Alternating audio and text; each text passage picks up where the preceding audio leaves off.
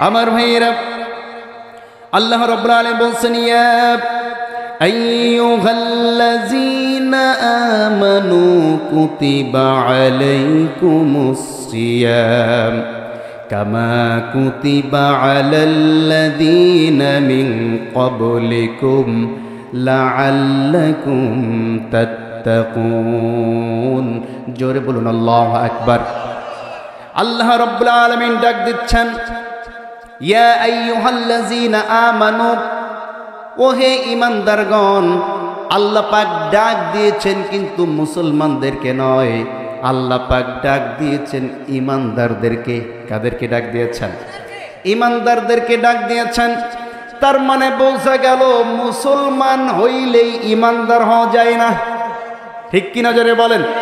মুসলমান হলেই আপনি ঈমানদার হতে পারবেন না। আমার ভাইয়েরা, সঠিক ঈমানদার, খাঁটি ঈমানদার হতে গেলে ঈমানের কিছু কোয়ালিটি আছে, এই কোয়ালিটি আপনার আমার মধ্যে থাকতে হবে। ঠিক কি না জোরে বলেন? শুধুমাত্র নামের আগে মোহাম্মদ থাকলেই সে ব্যক্তি ঈমানদার হতে পারে না। নামের শেষে হাসান হুসাইন থাকলে সে ব্যক্তি ঈমানদার হতে পারে না। আমার ভাইরা, আমাদের সমাজে অনেক মুসলমান আছে, অনেক ঈমানদার আছে, তারা ঈমানদার হওয়া সত্ত্বেও মুশরিক। ঈমানদার হওয়া সত্ত্বেও মুশরিক। এটা আমি বলি নাই, কে বলেছেন?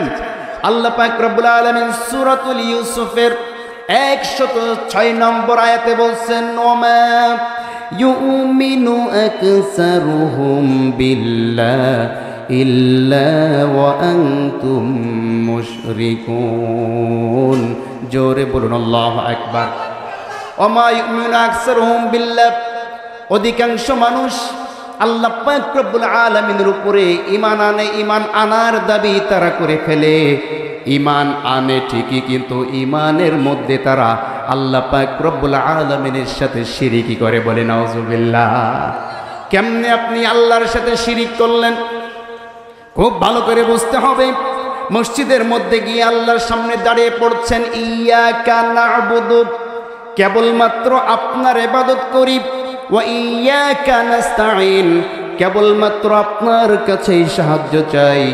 আল্লাহর সামনে দাঁড়িয়ে বলছেন, ইবাদত করি, আপনার সাহায্য চাই আপনার কাছে। কিন্তু স্বাধীনতা দিবসে উলঙ্গ পায়ে আপনি আমি ইট দিয়ে বানানো, পাথর দিয়ে বানানো শহীদ মিনারের কাছে গিয়া মাথা নত করে খালি পায়ে গিয়া ফুল দিয়ে পূজা করে আসলাম। এটা শিরিকের চাইতে আর কোনো কিছু কম নাই। কথা বলেন ঠিক কিনা? আমার ভাইয়েরা, শুধু তাই নয়, আল্লাহর কাছে গিয়া বললাম যে আল্লাহ কেবলমাত্র তোমার ইবাদত করি। তাহলে আল্লাহর ইবাদতের মধ্যে কি গান বাজনা আছে নাকি? আল্লাহর ইবাদতের মধ্যে কি নাচ গান আছে নাকি? আল্লাহর সামনে দাঁড়িয়ে বললাম, আল্লাহ তোমার ইবাদত করি, তোমার কাছে সাহায্য চাই। কিন্তু স্বাধীনতা অনুষ্ঠানের নামে, বাচ্চাদের খেলার নামে মাদ্রাসার মধ্যেও শুরু হয়ে গিয়েছে, স্কুলের মধ্যে তো চলছেই নাচ গানের আয়োজন। আছে না নাই? আসতে বলবেন না, আছে না নাই? আমার ভাইরা, শুধু তাই নয়, এমনও পিতা আছে, নির্লজ্জ বেহায়া পিতা আছে, নিজের সাবালিকা মেয়েকে সুন্দর করে সাজিয়ে গুছিয়ে স্টেজে উঠিয়ে দিয়েছে। হাজার হাজার যুবক এই মেয়ের দিকে তাকিয়ে আছে, আর এই নির্লজ্জ বাবা মেয়ের নাচ দেখে হাতে তালি দিচ্ছে। বলে নাউজুবিল্লাহ। আমার ভাইয়েরা, আপনি নামাজ পড়ে আসলেন, মসজিদ থেকে সেজদা দিয়ে আসলেন, কেবলমাত্র আপনার ইবাদত করি, আর স্কুলের স্বাধীনতা অনুষ্ঠানে আপনি শয়তানের ইবাদত শুরু করে দিলেন, আপনি মুশরিক। কথা বলছেন না কেন? শুধু তাই নয়, বর্তমান সময়ে পিকনিকের নামে যেই কাজগুলো হচ্ছে, বনভোজনের নামে, শিক্ষা সফর নামক শিক্ষা কুশিক্ষা সফরে ছাত্রীরা যাচ্ছে, মাস্টারও যাচ্ছে, গাড়ির মধ্যে ডিজে গান বাজে, মাস্টারও নাচে, ছাত্রীরাও নাচছে। কথা বলছেন না কেন? আমার ভাইয়েরা, যারা প্রতিবাদ করতে যাচ্ছে তারা হচ্ছে অপরাধী। ঠিক কিনা জোরে বলেন? যারা প্রতিবাদ করতে যাচ্ছে তাদেরকে সরকারি আইনের কথা শোনাই। সরকারের কোন আইনের মধ্যে আছে যে স্কুলের সাবালিকা মেয়েদেরকে স্টেজে উঠাইয়া সাজাইয়া গুজাইয়া এরপরে তাদেরকে বাধ্যতামূলক নাচতে হবে? এটা কোন স্কুলের আইনে আছে? কথা বলছেন না কেন? আরে আমাদের সময়ও তো আমরা স্বাধীনতা পালন করেছি। স্বাধীনতা পালনের সময় আমরা প্রতিযোগিতায় নাম দিতাম, কবিতা আবৃত্তি করতাম, গজল গেতাম, আজান দিতাম, এরপরে রচনা প্রতিযোগিতা দিতাম, এরপরে বিভিন্ন দৌড় প্রতিযোগিতা দিতাম, দীর্ঘ লাফ দিতাম, সাইকেল চালানো প্রতিযোগিতা দিতাম, চেয়ার সেটিং খেলা করতাম, বল ঘোরানো খেলা করতাম। কত প্রকার খেলার আয়োজন আছে। এই খেলাধুলার আয়োজনের পরে আসরের পরে পুরস্কৃত করা হতো। আর এখন খেলাধুলার নামে মেয়েদেরকে উঠিয়ে নাচাইতে হবে, গান গাইতে হবে। এইটা কোত্থেকে আসলো? সেই জবাবটা জাতির কাছে আমরা জানতে চাই। এগুলো শয়তানের কাজ। আর আল্লাহ বলেছেন যে যায়্যানা লাহুমুশ শাইতানু আমালাহুম, শয়তানের কাজ যারা করবে তারা কখনো আল্লাহর বান্দা থাকতে পারে না, শয়তানের গোলাম হয়ে যায়। ঠিক কিনা যারা বলেন? আল্লাহ পাক রব্বুল আলামিন সূরা লুকমানের মধ্যে এই গান বাজনার বিরুদ্ধে কথা বলেছেন। আল্লাহ পাক রব্বুল আলামিন বলেন গান বাজনা এইগুলা শয়তানের ডাক। কার ডাক? আছে বলবেন না কার ডাক? শয়তানের ডাক। এজন্য যায়্যানা লাহুমুশ শাইতানু আমালাহুম বলা হয়েছে গান বাজনাকে। সুতরাং যারা নাকি নামাজও পড়ে গান বাজনার অনুষ্ঠানও থাকে, নামাজও পড়ে গানের অনুষ্ঠানের সভাপতি হয়, নামাজও পড়ে গানের অনুষ্ঠানের গিয়ে আবার মেহমান হয়, আবার দর্শক হয়, আল্লাহর কসম আল্লাহ ইয়া আইয়ুহাল্লাযিনা আমানু বলে ওই সমস্ত বেঈমানদেরকে বাদ রেখে দিয়েছেন। কথা বলেন ঠিক কিনা?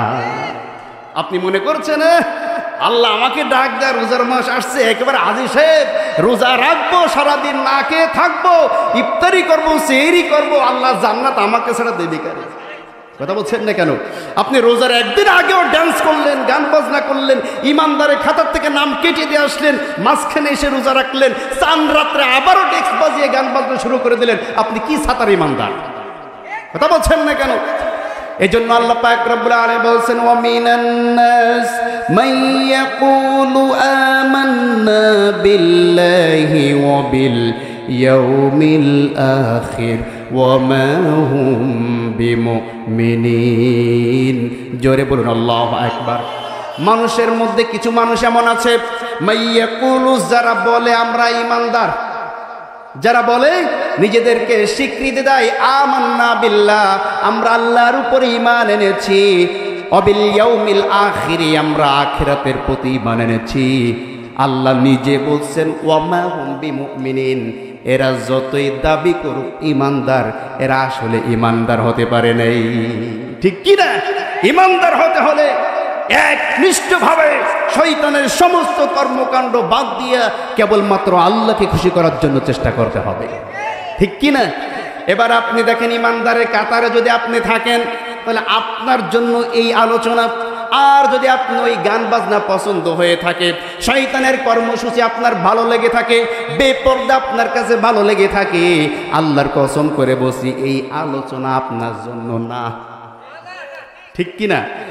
তাহলে যারা ঈমানদার তাদের আলোচনা আমি করছি, যেহেতু আল্লাহ নিজে আলোচনা করেছেন ইয়া আইয়ুহাল্লাযীনা আমানু কুতিবা আলাইকুমুস সিয়ামু কামা কুতিবা আলাল্লাযীনা মিন ক্বাবলিকুম লাআল্লাকুম তাত্তাকুন। জোরে বলুন আল্লাহু আকবার। ও ঈমানদারগণ, কুতিবা আমি তোমাদের জন্য ফরজ করেছি লিখিত আকারে। কি আকারে? শব্দটি হচ্ছে কুতিবা, ফুরিদ নয়।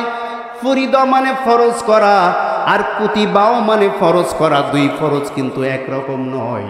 কুতিবা শব্দের অর্থ হচ্ছে সংবিধান আকারে লিখিতভাবে ফরজ করা। সুবহানাল্লাহ। আল্লাহ লিখিতভাবে ফরজ করে দিয়েছেন আলাইকুম, তোমাদের জন্য পানাহার করা, স্ত্রী ভোগ করা। আরেকটা তাফসীরের মধ্যে অতিরিক্ত বলা হয়েছে সর্বপ্রকার অন্যায় থেকে বেঁচে থাকা। সর্বপ্রকার অন্যায় থেকে বেঁচে থাকা, এটার নাম হচ্ছে সিয়াম। এটার নাম কি? সিয়াম। কারণ এই সিয়ামের আরবি আরেকটা অর্থ হচ্ছে আল ইমসাক, একেবারে সমস্ত অন্যায় থেকে বিরত থাকা। কিন্তু আমাদের সামনে আমাদের মধ্যে অনেক ডিজিটাল রোজাদার আছে, অনেক ডিজিটাল সিয়াম পালনকারী আছে। ভোরবেলায় ঠিকই সেহরি খায়, ভোরবেলায় ঠিকই সেহরি খেয়ে এবার ফজরের পরে একটু ঘুমাইলে ঘুমায়, ঘুম থেকে উঠে জোহরের আগ পর্যন্ত কত সময় থাকে, এই সময়টুকু কেমনে কাটাবে? 4-5 জনে মিলা টাস নিয়ে বসে সময় কাটানোর জন্য। কি করার জন্য? টাস নিয়ে বসে। বলে হুজুর রমজান মাসে টাস নিয়ে বসলে যে এত তাড়াতাড়ি সময় চলে যায় ভাবতেও পারি না। কোন সময় জোহরের নামাজ গেল, কোন সময় আসরের নামাজ গেল, 2-3 গেম খেলতে খেলতেই দেখি ইফতারির আজান দিয়ে দিয়েছে। কথা বুঝছেন নাই? তার মানে কি? ডিজিটাল রোজাদার। কি রোজাদার? ডিজিটাল রোজাদার। বলেন তো টাস খেলা হালাল না হারাম? হারাম। আপনি সিয়াম অবস্থায় হারাম থেকে বাঁচতে পারলেন না, আপনি কিসের রোজা? কথা বলছেন না কেন? আবার অনেকে আছে আগের দিন রাত্রে রেডি করে ডাউনলোড করে রাখে, যদি আবার কারেন্ট না থাকে এই কারণে আগের দিন রাত্রে ডাউনলোড করে রাখে, অমুক সিনেমা কালকে সারাদিন দেখে শেষ করব, যেহেতু কাজ নাই কাম নাই কি করব, সিনেমা দেখে সময় কাটাইতে হবে। কথা বুঝছেন না কেন? আপনি সিনেমা দেখলেন রোজা থেকে, বলেন তো সিনেমা দেখা হালাল না হারাম? আপনি রমজানে ফরজ রোজা রেখে হারাম কাজ করছেন, আপনি কিসের রোজাদার? কথা বলেন। শুধু তাই নয়, আরো এক শ্রেণীর মানুষ আছে রোজা থেকে কাজ নাই কাম নাই, বসে বসে সকাল থেকে সন্ধ্যা পর্যন্ত অমুকের ছেলে এই করেছে, তমকের মেয়ে এই করেছে, অমুক এই কাজ করেছে, তমক সেই কাজ করেছে, শুধু পরের সমালোচনা, পরের গীবত, এই গীবত আর বিভিন্ন কথাবার্তার মধ্যে নিমজ্জিত হয়ে যায়। আমার ভাইয়েরা বলেন তো তাদের সিয়াম হবে নাকি? হবে? হবে। আমার ভাইয়েরা খুব ভালো করে বুঝতে হবে। আল্লাহর নবী সাল্লাল্লাহু আলাইহি ওয়াসাল্লাম বলেন, যদি কোনো ব্যক্তি সিয়াম এর জন্য সেহরি খেয়েছে, সেহরি খাওয়ার পর থেকে শুরু করে মানুষের গীবত করা বন্ধ করতে পারল না, মিথ্যা কথা ছেড়ে দিতে পারল না, হারাম উপার্জন ছেড়ে দিতে পারল না, অন্যায় কাজ থেকে বিরত থাকতে পারল না, এই ব্যক্তির না খেয়ে থাকা, এই ব্যক্তির সিয়াম রাখার কোনো প্রয়োজন নাই, না খেয়ে থাকাটাই তার জন্য শুধু শুধু হয়ে গেল। ঠিক কি না? এই ব্যক্তির সিয়াম আল্লাহর দরবারে কোনো কাজেই লাগবে না। এই ব্যক্তির সিয়াম সারাদিন না খেয়ে থাকা যে কষ্ট, এই কষ্টটাই তার ফাও হয়ে গেল। ঠিক কি নজরে বলেন? কোনো উপকার হবে না। আমার ভাইয়েরা, আমার বন্ধুগণ, এই জন্য সিয়াম আল্লাহ পাক রব্বুল আলামিন কেন নাজিল করেছেন? সিয়াম নাজিলের উদ্দেশ্য কি? আল্লাহ পাক রব্বুল আলামিন বলছেন, এই সিয়াম শুধু তোমাদের জন্য ফরজ হয় নাই, তোমাদের পূর্ববর্তী যারা ছিল তাদের জন্য এই সিয়াম ফরজ করা ছিল। কামা কুতিবা আলাল্লাযিনা মিন ক্বাবলিকুম। কঠিন কোনো কাজ নয়, যেই কাজ আগের মানুষ করতে পেরেছে, পরবর্তী যারা আসবে তাদের জন্য এটা কঠিন নয়, যেহেতু আগের মানুষ পেরেছে আমরাও পারবো। ঠিক কিনা জোরে বলেন? সিয়ামের উদ্দেশ্য কি? আল্লাহ বলছেন লাআল্লাকুম তাত্তাকুন, যাতে করে তোমরা তাকওয়া অর্জন করতে পারো, মুত্তাকি হতে পারো। সুবহানাল্লাহ পড়েন। আমার ভাইয়েরা, তাহলে সিয়ামের উদ্দেশ্য হচ্ছে মানুষদেরকে আল্লাহ মুত্তাকি বানাবে। মুত্তাকি শব্দের অর্থ হচ্ছে সমস্ত পাপের কাজ থেকে বেঁচে থেকে সমস্ত ভালো কাজের মধ্যে নিমজ্জিত হওয়া। সুবহানাল্লাহ। মুত্তাকি শব্দের অর্থ কি? ইবনে আব্বাস রাদিয়াল্লাহু তাআলা আনহুকে প্রশ্ন করা হলো যে মুত্তাকি শব্দের অর্থ কি? ইবনে আব্বাস রাদিয়াল্লাহু তাআলা আনহু বললেন যে তোমরা কখনো কাঁটাযুক্ত জঙ্গলের মধ্যে চলাচল করেছো? কাঁটাযুক্ত জঙ্গল। কি জঙ্গল? কাঁটাযুক্ত জঙ্গল। যেমন বেত গাছ চেনেন আপনারা? বেত গাছ চেনেন? বেত গাছের গোড়া থেকে শুরু করে আগা পর্যন্ত সব কাঁটা, ওর পাতায়ও কাঁটা, যেই সুরটা বাইর হয় ওই যে করাতের মতো, ওইটার গায়েও কি কাঁটা। কাঁটা ছাড়াও আর কিছু নাই, আছে নাকি? এই ধরনের বেত গাছের জঙ্গলের মধ্যে দিয়া যদি কোনো মানুষ হাঁটাহাঁটি করে, বলেন তো কেমনে হাঁটবে? এবার সাহাবায়ে কেরাম উত্তর দিল, আমরা যখন পা ফেলবো দেখব নিচেই কোনো কাঁটাওয়ালা পাতা আছে কিনা। আমরা যখন সামনে চলব আমরা দেখব সামনে কোনো কাঁটার খোঁচা লাগে কিনা, ডাইনে থেকে কোনো কাঁটার খোঁচা লাগে কিনা, বাম থেকে কোনো কাঁটার খোঁচা লাগে কিনা, মাথার দিকে নজর রাখবো কোনো কাঁটা এসে মাথায় বিঁধে কিনা। ইবনে আব্বাস রাদিয়াল্লাহু তাআলা আনহু বললেন, এইটার নামই হচ্ছে তাকওয়া। কান সুবহানাল্লাহ। দুনিয়ায় যখন তুমি চলাচল করবে, শয়তানের সমস্ত কাজগুলা পৃথিবীর বুকে সাজানো আছে। শয়তান সাজিয়ে রেখেছে উলঙ্গ বেহায়া নারী, শয়তান সাজিয়ে রেখেছে গানের আওয়াজ, শয়তান সাজিয়ে রেখেছে ড্যান্স, শয়তান সাজিয়ে রেখেছে ঘুষ, শয়তান সাজিয়ে রেখেছে সুদ, শয়তান সাজিয়ে রেখেছে মিথ্যা, শয়তান সাজিয়ে রেখেছে মানুষকে ঠকানো, শয়তান সাজিয়ে রেখেছে ওজনে কম দেওয়া, শয়তান সাজিয়ে রেখেছে মানুষের বিরুদ্ধে গীবত করা।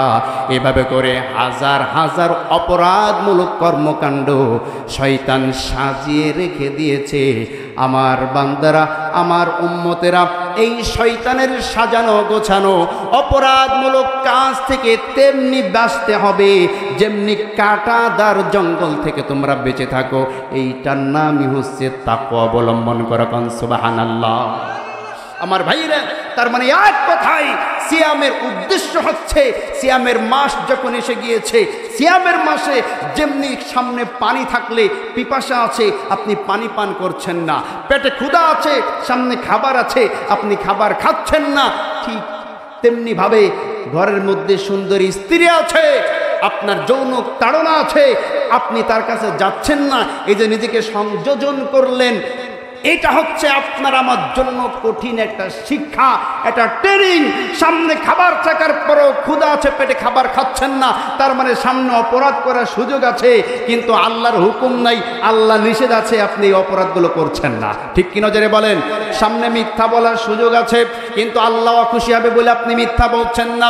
সামনে মানুষকে ঠকানোর সুযোগ আছে, আল্লাহর ফেরেশতারা লিখবে, এই কারণে আপনি এই কাজটা খারাপ কাজের মধ্যে গেলেন না। সামনে জেনা করার সুযোগ আছে, কিন্তু জেনার শাস্তির কথা জেনে জাহান্নামের ভয়ে আপনি জেনার মধ্যে লিপ্ত হলেন না। আমার ভাইয়েরা, এভাবে করে প্রত্যেকটা অপরাধ যখন সামনে আসবে, আল্লাহর হুকুমের দিকে তাকিয়ে আপনি যখন নিজেকে সংযোজন করতে পারেন, এই ট্রেনিং দেওয়ার জন্যই এই সিয়াম নাজিল হয়েছে। কান সুবহানাল্লাহ। আমার ভাইয়েরা, আমার বন্ধুগণের জন্য আমাদের সিয়ামের উদ্দেশ্য হচ্ছে নিজেদেরকে তাকওয়া অবলম্বন করা। এবং এই সিয়ামের মাস যখন চলে আসবে, আল্লাহ বলছেন আইয়ামাম মা'দুদাত, এই মাস যখন চলে আসবে নির্দিষ্ট সময়ের মধ্যে তোমরা সিয়াম পালন করবে। ফামান কানা মিনকুম মারিদন, তোমাদের মধ্যে যদি কেউ অসুস্থ থাকে, আও আলা সাফারিন, এবং কেউ যদি ভ্রমণরত অবস্থায় থাকে, ফাইদ্দাতুম মিন আইয়ামিন উখর, পরবর্তী মাসে এই রোজা তোমরা পালন করে নিবে। তারপরেও রমজান মাসের রোজা থেকে বেঁচে থাকার কোনো কাহিনী নেই, ঠিক কিনা? রোজা আপনাকে রাখতেই হবে, আপনি যে অবস্থাতেই আছেন সে অবস্থাতেই আপনাকে সিয়াম পালন করতে হবে। আমার ভাইয়েরা, তবে হ্যাঁ, আমরা অনেক সময় ছোটোখাটো বিষয়ের কারণে রোজা ভেঙে ফেলি। রমজান মাসের সিয়ামের মতো এত গুরুত্বপূর্ণ সিয়াম রমজান মাসে যদি না রাখেন, রমজানের বাইরে 60টা রোজা রাখতে পারেন, কিন্তু রমজানের রোজার মতন মর্যাদা আপনি পাবেন না। কথা বলেন ঠিক কিনা? আমার ভাইরা, শুধু তাই নয়, এই মাসে একটি নফল ইবাদত করলে অন্য মাসে একটি ফরজ ইবাদতের সমতুল্য সওয়াব আল্লাহ দান করবেন। এই মাসে একটি ফরজ ইবাদত করলে অন্য মাসে 700 ফরজ ইবাদতের সওয়াব আল্লাহ দান করবেন। এই মাসে একটি টাকা দান করলে অন্য মাসে 700 টাকা, কমপক্ষে 700 টাকা দান করা সওয়াব আল্লাহ দান করে দিবেন। কোন সুবহানাল্লাহ। এত মর্যাদা সিয়ামের কেন হলো? আল্লাহ পাক রব্বুল আলামিন বলেন কেন এই মর্যাদা হয়েছে। শাহরু রমাদান আল্লাযী উনজিলা ফীহিল কুরআন হুদাল লিন-নাসি ওয়া বাইনাতিম মিনাল হুদা ওয়াল ফুরকান। জোরে বলুন আল্লাহু আকবার। শাহরু রমাদান, রমজান মাস, এটা কিসের মাস? আল্লাহ বলেন আল্লাযী উনজিলা ফীহিল কুরআন, রমজান মাস হচ্ছে কোরআন নাজিলের মাস। সুবহানাল্লাহ পড়েন। এই রমজানের মর্যাদা বৃদ্ধি পেয়েছে, এই রমজান মাসে কোরআন নাজিল হয়ে গিয়েছে। কোরআন নাজিল হওয়ার কারণে আল্লাহ রমজান মাসের মর্যাদা বৃদ্ধি করে দিয়েছেন। কোন সুবহানাল্লাহ। এই মাসের মধ্যে একটা রাত আছে, যেই রাতের নাম হচ্ছে লাইলাতুল কদর। যে রাতের নাম কি? লাইলাতুল কদর। আল্লাহ পাক বলছেন ইন্না আনজালনাহু ফি লাইলাতুল কদর, আমি কোরআন নাজিল করেছি লাইলাতুল কদরের রাত্রে। সুতরাং যে রাতে কোরআন নাজিল হয়েছে, কোরআন নাজিল হওয়ার কারণে আল্লাহ ওই রাতের মর্যাদা বৃদ্ধি করে দিয়েছেন। কোন সুবহানাল্লাহ। এই কোরআন নাজিল করেছে, মাধ্যম হচ্ছে জিবরিল আলাইহিস সালাম।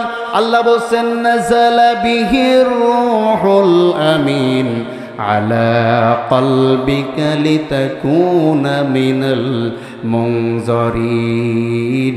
জোরে বলুন আল্লাহু আকবার।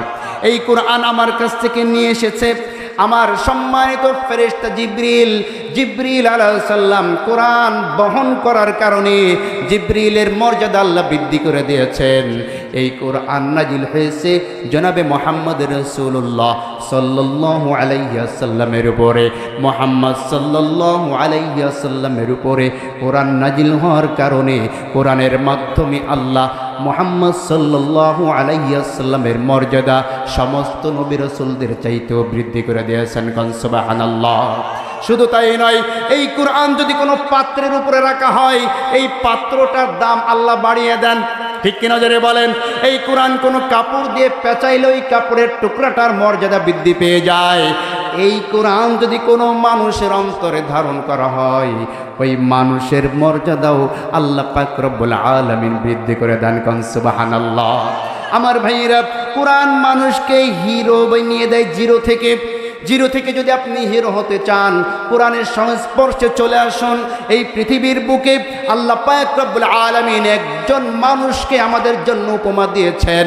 একজন মানুষকে আমরা উপমা হিসাবে ধরতে পারি, তিনি হচ্ছে মুসলিম জননেতা আল্লামা দেলওয়ার হুসাইন সাইদি সাহেব। ঠিক কিনা জোরে বলেন?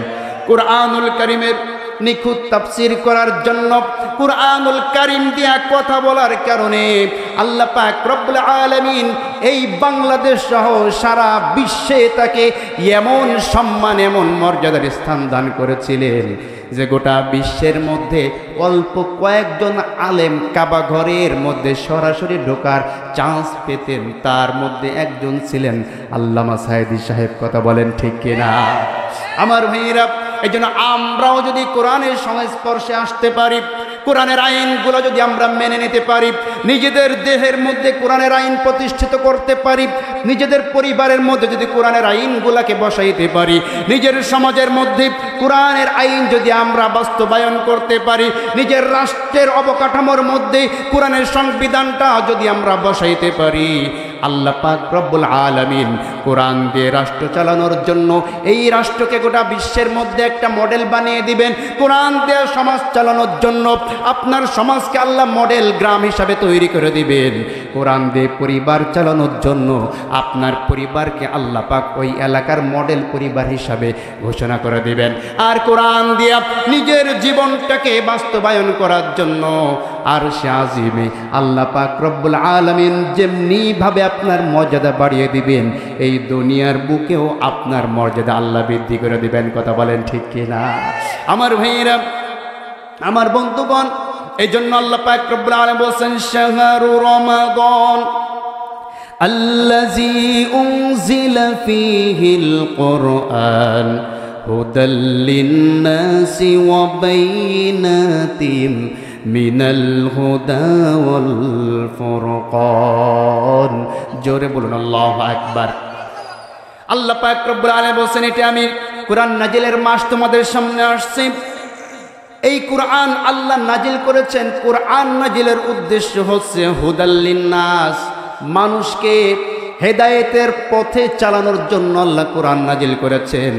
মানুষ যাতে ভুল পথ থেকে সঠিক পথে চলতে পারে, হেদায়েতের রাস্তায় চলতে পারে, মানুষ যাতে বক্র পথ থেকে ফিরে এসে সোজা পথে চলতে পারে, অন্ধকারের রাস্তা থেকে ফিরে এসে আলোর পথে চলতে পারে। আল্লাহ নিজে দায়িত্ব নিয়েছেন, যারা নাকি আল্লাহকে বন্ধুরূপে গ্রহণ করবে, আল্লাহকে বন্ধুরূপে গ্রহণ করার সবচাইতে উত্তম মাধ্যম হচ্ছে কোরআন তেলাওয়াত করা। কথা বলেন ঠিক কিনা? আমার ভাইয়েরা, আমার বন্ধুগণ, ওই ব্যক্তির সাথে সবচেয়ে বেশি মহব্বত হয়, সবচেয়ে বেশি ভালোবাসা হয় যার সাথে যত বেশি কথা হয়। কথা বলছেন না কেন? আপনি যার সাথে এই দুনিয়ায় যত বেশি কথা বলতে পারবেন তার সাথেই কিন্তু আপনার তত বেশি মহাব্বত হবে, বেশি ভালোবাসা হবে। কুরআন তেলাওয়াত করলে সরাসরি আল্লাহর সাথে কথা বলা হয়। কোন সুবহানাল্লাহ। আমার ভাইয়েরা, আমার বন্ধুগণ, খুব ভালো করে বুঝতে হবে, কুরআন তেলাওয়াত করলে আল্লাহর সাথে সরাসরি কথা বলা হয়। আল্লাহর সাথে আপনি যত বেশি কথা বলবেন আল্লাহর সাথে আপনার বন্ধুত্ব তত বেশি হবে। ঠিক কিনা জোরে বলেন। আর আল্লাহ পাক রব্বুল আলামিন নিজের এক ঘোষণা দিয়ে দিয়েছেন, আল্লাহু ওয়ালিয়ুল্লাযীনা আমানু ইউখরিজুহুম মিনাজ যুলুমাতি ইলান নূর। জোরে বলুন আল্লাহু আকবার। আল্লাহু ওয়ালিয়ুল্লাযীনা আমানু, যেই সমস্ত ঈমানদারগণ আল্লাহ সুবহানাহু ওয়া তাআলাকে বন্ধু বানাইতে পারবে। আমরা কি আল্লাহর বন্ধু হতে চাই? আল্লাহকে বন্ধু বানাইতে চাই? আল্লাহকে অভিভাবক বানাইতে চাই? আল্লাহকে যার অভিভাবক বানাইতে পারবে, আল্লাহ পাক বলেন ইখরিজুহুম মিনাজ যুলুমাতি ইলান নূর। বন্ধু হয়ে বন্ধুকে কখনো অন্ধকারের মধ্যে কোনো বন্ধু ছেড়ে দিতে পারে না। পারে নাকি? আপনার বন্ধু আপনার সাথে আছে, চলতে চলতে বন্ধু বিপদে পড়েছে, এই বন্ধুকে বিপদে ফেলে কি কোনো সত্যিকারের বন্ধু ওখান থেকে চলে যায় নাকি? আসতে বলবেন না, চলে যায়। এখন আপনি কুরআন তেলাওয়াত করতে করতে আল্লাহর সাথে আপনার বন্ধুত্ব হয়ে গিয়েছে। আল্লাহ যেহেতু আপনার বন্ধু বা অভিভাবক হয়ে গিয়েছেন, এবার আপনি যদি কোনো বিপদে পড়তে চান, ওই বিপদ থেকে আল্লাহ পাক নিজে আপনাকে রক্ষা করবেন। কোন সুবহানাল্লাহ। আমার ভাইয়েরা, এই জন্য আল্লাহ বলছেন হুদাল লিন্নাস, এই কোরআনটা আমি মানুষের জন্য হেদায়েতের জন্য নাজিল করে দিয়েছি। কিসের জন্য নাজিল হয়েছে? মানুষের হেদায়েতের উদ্দেশ্যে এই কোরআন নাজিল হয়েছে। আর ওয়াবায়্যিনাতিম মিনাল হুদা ওয়াল ফুরকান, এই কোরআনের বিধানগুলা আমি দলিল সহকারে নাজিল করেছি যাতে সত্য এবং মিথ্যাকে আলাদা করা যায়। সুবহানাল্লাহ পড়ে। কোনটা সত্য আর কোনটা মিথ্যা এটা আলাদা করার জন্য যেই দলিল প্রমাণ প্রয়োজন, আল্লাহ পাক রব্বুল আলামিন সমস্ত দলিল এভিডেন্স প্রমাণগুলো এই কোরআনের মধ্যে আল্লাহ দিয়ে দিয়েছেন। কোন সুবহানাল্লাহ। আমার ভাইরা, একটু কান লাগান, আমি বেশি সময় আর আলোচনা করব না, আমার সময় আছে আর 15 মিনিট। আমার ভাইরা, যে কথা বলছিলাম, সত্য এবং মিথ্যা, আল্লাহর কাছে দোয়া করেন আল্লাহ যাতে একটু সাহায্য করেন। আল্লাহুম্মা আমিন।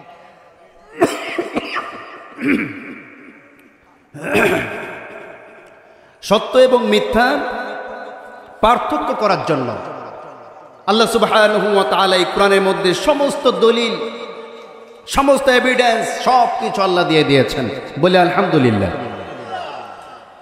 আপনি সমাজের বুকে চলার সময়, এই ভয়েসটা একেবারে কি করে দিয়েছে, এমনি মশা ঢুকেছে, বুঝতে পারতেছেন। দুনিয়ায় চলার সময় কে সঠিক পথে আছে, কে বেঠিক পথে আছে, কে আপনাকে ধোঁকা দিতে আসছে, কে আপনাকে বোকা বানাইতে চায়, যদি আপনি কোরআন তেলাওয়াত করেন আপনাকে কেউ বোকা বানাতে পারবে না। পারবে নাকি? পারবে। আমার ভাইয়ের, এই দুনিয়ার বুকে অনেক প্রকার মানুষ আছে, আছে না নাই? সুন্দর করে বোঝার চেষ্টা করবেন। এইখান থেকে চৌগাছায় যাওয়ার রাস্তা যদি আপনি চেনেন, তাহলে আমি যতই আপনাকে বলি চৌগাছায় যাওয়ার রাস্তা এই দিকে, বলেন তো আপনি কি আমার কথা শুনবেন নাকি? আসতে বলবেন না, শুনবেন? বারবার বারবার বলার পরে বিরক্ত হয়ে বলবেন, মিয়া তুমি গেলে এমনিতে তুমি চৌগাছায় যাও, ঠিক কিনা?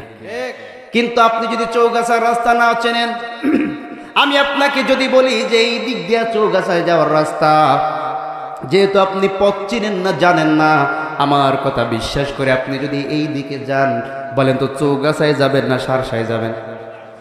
ঠিক তেমনি ভাবে যদি আপনি কোরআনের সংস্পর্শে থাকেন, কোনটা সত্য এবং কোনটা মিথ্যা, কোনটা জান্নাতের রাস্তা আর কোনটা জাহান্নামের রাস্তা, এই দুইটা জিনিস যদি আপনার জানা থাকে, তাহলে যত বড় শয়তান, যত বড় ইবলিস, যত বড় পণ্ডিত, যত বড় পীর, যত বড় পথ দেখানোলা মানুষ ভুল পথের রাস্তায় আপনাকে পরিচালিত করবে। যতই বলুক, সুদখোর যারা আছে তারা যতই বলবে আহাল্লাল্লাহুল বাইআ ওয়া হাররামার রিবা, মিসলুমা ইন্নামাল বাইউ মিসলুর রিবা। সুদখোর যারা আছে তারা বলে যে সুদ আর ব্যবসায় একই রকম। কথা বলছেন না কেন? আর বর্তমান সময়েও কিছু লোক চাঁদাবাজি করছে আর বলছে মাহফিলে চাঁদা উঠানো আর আমাদের বাজারেতে চাঁদা নেয় একই রকম। কথা বলছেন না কেন? আপনি যদি কোরআনওয়ালা হন, কোরআনের সাথে আপনার সম্পর্ক থাকে, সাথে সাথে আপনি জবাব দিতে পারবেন।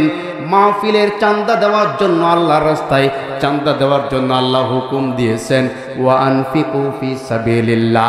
আর জোর করে মানুষের কাছ থেকে চাঁদা উঠিয়ে নিজের পেট ভরার জন্য চাঁদা নেওয়া আল্লাহ পাক এইটাকে নিষেধ করেছেন। কথা বলেন ঠিক কিনা? আমার ভাইয়েরা, আমার বন্ধুগণ, খুব ভালো করে বুঝতে হবে। জন্য এই রমজান মাসে আল্লাহ কোরআন নাজিল করেছেন শুধুমাত্র এই জন্য নয় যে আপনি কোরআনকে একটু চুমা খাইলেন, একটু তেলাওয়াত করলেন। কোরআন সর্ব অবস্থায় বাস্তবায়ন করার জন্য, কোরআনের পথ দেখে পথ চলে সঠিক পথে সঠিক রাস্তায় যাওয়ার জন্যই আল্লাহ পাক রব্বুল আলামিন এই রমজান মাস আপনার আমার সামনে দিয়েছেন। কল সুবহানাল্লাহ। আমার ভাইরা, এই জন্য রমজানের আমাদের কিছু করণীয় আছে, আর কিছু বর্জনীয় আছে। আমাদের করণীয়গুলা কি? আমাদের করণীয় দু একটা কথা বলি। 1 নম্বর, বেশি বেশি তেলাওয়াত করতে হবে কোরআন। 1 নম্বর কি? বেশি বেশি করে কোরআন তেলাওয়াত করব। 2 নম্বরে বেশি করে নফল নামাজ পড়ার চেষ্টা করব। 3 নম্বরে যখন অবসরে থাকব বেশি বেশি করে জিকির আজগার করার চেষ্টা করব। অসৎ সঙ্গ ত্যাগ করার চেষ্টা করব। কথা কি বুঝতে পেরেছেন? যেখানে গল্প গুজব আড্ডা হচ্ছে ওই স্থান থেকে আমরা সরে থাকব। মানুষের গীবত করা থেকে বেঁচে থাকব। যেখানে বুঝতে পারবো হারাম কথা হচ্ছে, হারাম কাজ হচ্ছে, হারাম থেকে দূরে সরে যাওয়ার চেষ্টা করব। আর হোটেলগুলায় পর্দা লাগাইয়া খাওয়া দাওয়ার ব্যবস্থা করব। ঠিক কিনা? হ্যাঁ, কথা ঠিক। হ্যাঁ, রোজার মাসে হোটেল, রেস্তোরাঁ, চায়ের দোকান বন্ধ রাখাটাই হচ্ছে আল্লাহর, মানে আল্লাহ পাক রব্বুল আলামিনের চাওয়া। ঠিক কিনা জোরে বলেন? আমার ভাইয়েরা, হিন্দুরা পর্যন্ত দেখবেন রোজার মাসে আপনাদের সামনে কিছু খেতে চায় না, চায়। আর আমরা মুসলমান পর্দা লাগিয়ে খুব পর্দাশীল। মহিলারা পর্দা করুক আর না করুক, রমজান মাস আসলে পুরুষরা ঠিকই পর্দা করে যারা রোজা থাকে না। ঠিক কিনা জোরে বলেন? পর্দা টানিয়ে বিড়ি টানে আর চা খায়, এরপরে হোটেলে খাবার খায়, চায়ের দোকান আর হোটেল রেস্তোরাঁ যেইগুলো আছে সারা দিন রমজান মাসে কিছু বানাবেন না। ইফতারির পরে একেবারে রাত 11টা পর্যন্ত খোলা রাখবেন। কি কথা কি বুঝতে পেরেছেন? তাহলে আর এই বিড়ি খোররা আর এই চা খোররা যারা রোজা না থাকে এরা দেখবেন চিন্তা করবে বিড়িও পাওয়া যায় না, চাও পাওয়া যায় না, রোজা থাকি অসুবিধা নেই। ঠিক কিনা জোরে বলে? হোটেলে যখন ভাত পাবে না তখন তো রোজা থাকাই লাগবে। ঠিক কিনা জোরে বলে? এজন্য আমরা সমাজের যত অন্যায় আছে, অশ্লীলতা আছে, চাঁদাবাজি আছে, এই অন্যায়, অশ্লীলতা, চাঁদাবাজি সমস্ত অন্যায় থেকে আমরা সর্বাবস্থায় আমরা মানুষদেরকে বিরত রাখার জন্য চেষ্টা করব। আমাদের বর্তমান এই বাংলাদেশ উপহার দেওয়ার জন্য যে আবু সাইদ মুগ্ধরা আমাদের জন্য কষ্ট করে জীবন দিল, আহত হলো, নিহত হলো, সে আবু সাইদ মুগ্ধদের এই অন্যায়ের প্রতিবাদ তারা যেমন করেছে, তাদের এই স্বাধীনতা বিনষ্ট হতে দেওয়া যাবে না। যেইখানেই চাঁদাবাজ দেখবেন আপনি একা গিয়া প্রতিবাদ করবেন। যেইখানে অন্যায় দেখবেন আপনাদের সবার কাছে একটি করে, এইগুলো না তো, এইগুলো একটি করে ক্যামেরা আছে না নেই? অন্যায় দেখার সঙ্গে সঙ্গে ক্যামেরা চালু করে আগে ভিডিও করে আগে প্রতিবাদ জানাবেন। এইভাবে প্রত্যেক গ্রাম থেকে যদি প্রতিবাদ জানানো যায়, আবু সাইদ মুগ্ধদের এই সোনার বাংলাদেশ আর কলুষিত হতে পারবে না। প্রত্যেককেই প্রতিবাদী হতে হবে। ঠিক কিনা জোরে বলেন? যেইখানে সন্ত্রাস, যেইখানে চাঁদাবাজ, 2 জন সন্ত্রাস 2টা অস্ত্র নিয়ে কি করবে? আপনারা 10 জন যদি তাদেরকে ধাওয়া দেন, লুঙ্গি খুলে তো সেখান থেকে দৌড় মারবে। ঠিক কিনা জোরে বলেন? এজন্য আমার প্রিয় বড় ভাই, আসতে আসতে আমি আবু সাইদ মুগ্ধকে নিয়ে একটি সঙ্গীত আমি গাচ্ছি। এর মধ্যে ইনশাআল্লাহ বড় ভাই আবু যর গিফারি সাহেব চলে আসবেন। আমরা তাদের এই স্বাধীনতা তারা যে আমাদেরকে অর্জন করে দিয়েছেন এটা বিনষ্ট হতে দেব না। এই জন্য আমরা সকলে একসাথে গাবো। গাওয়া যাবে তো ইনশাআল্লাহ? গাবেন তো ইনশাআল্লাহ? আবু সাঈদ মুগ্ধ, শেষ হয়নি যুদ্ধ, আইনারা লোকালয় হয়নি অবরুদ্ধ। ঠিক কিনা? এরা সব কিন্তু লোকালয় ঘোরাঘুরি করছে, ঠিক কিনা? আবু সাঈদ মুগ্ধ, শেষ হয়নি যুদ্ধ, আইনারা লোকালয় হয়নি অবরুদ্ধ। শয়তানের আশ্রয় ভাঙেনি সে বলয়, হয়নি দেশ এখনো সংস্কার পরিশুদ্ধ। আবু সাঈদ মুগ্ধ, শেষ হয়নি যুদ্ধ, আইনারা লোকালয় হয়নি অবরুদ্ধ। আবু সাঈদ মুগ্ধ, শেষ হয়নি যুদ্ধ। ছেড়ো না রাজপথ, যেও না ঘুমিয়ে, শত্রুরা তোমাদের দিতে চাই থামিয়ে। এখনো নয় তো দেশ জাতি নিরাপদ, কাটেনি শঙ্কা, আসতে পারে বিপদ। ছেড়ো না রাজপথ, যেও না ঘুমিয়ে, শত্রুরা তোমাদের দিতে চাই থামিয়ে। এখনো নয় তো দেশ জাতি নিরাপদ, কাটেনি শঙ্কা, আসতে পারে বিপদ। শত্রুরা বসে নেই মুখোশের আড়ালে, বদলে পরিচয় হবে সমৃদ্ধ। আবু সাঈদ মুগ্ধ, শেষ হয়নি যুদ্ধ, আইনারা লোকালয় হয়নি অবরুদ্ধ। আবু সাঈদ মুগ্ধ, শেষ হয়নি যুদ্ধ। শয়তান তো মরে না, শয়তানি ছাড়ে না, ভালো কাজ করে না শয়তানের সাথীরা। শয়তান তো মরে না, শয়তানি ছাড়ে না, ভালো কাজ করে না শয়তানের সাথীরা। ধূর্ত সে আলোরা সুযোগ সন্ধানী, নেই ওদের ভেতরে বিবেকের তাড়না। ঠিক কিনা? ওরা ধূর্ত শেয়ালের মতো, ওদের মধ্যে কোনো বিবেক নাই। অন্যায় করে সেটাকে অন্যায় বলে এরা স্বীকৃতি দিতে চায় না। ঠিক কিনা যারা বলেন? চারিদিকে শুনি কত হতাশার খবর, সন্ত্রাসী চাঁদাবাজ দিতে হবে কবর। ভিন্ন রূপে ওরা একই স্বভাবদের, প্রতিরোধ গড়ে তোলো ভাষা প্রতিবাদের। ঠিক কিনা যারা বলেন? সুযোগ দিও না আর দেশটাকে লুট করার, সুযোগ দিও না আর দেশটাকে লুট করার। ঘুমিয়ে থেকো না তোমরা, থাকো সমৃদ্ধ। আবু সাঈদ মুগ্ধ, শেষ হয়নি যুদ্ধ, আইনারা লোকালয় হয়নি অবরুদ্ধ। শয়তানের আশ্রয় ভাঙেনি সে বলয়, হয়নি দেশ এখনো সংস্কার পরিশুদ্ধ। আবু সাঈদ মুগ্ধ, শেষ হয়নি যুদ্ধ, আইনারা লোকালয় হয়নি অবরুদ্ধ।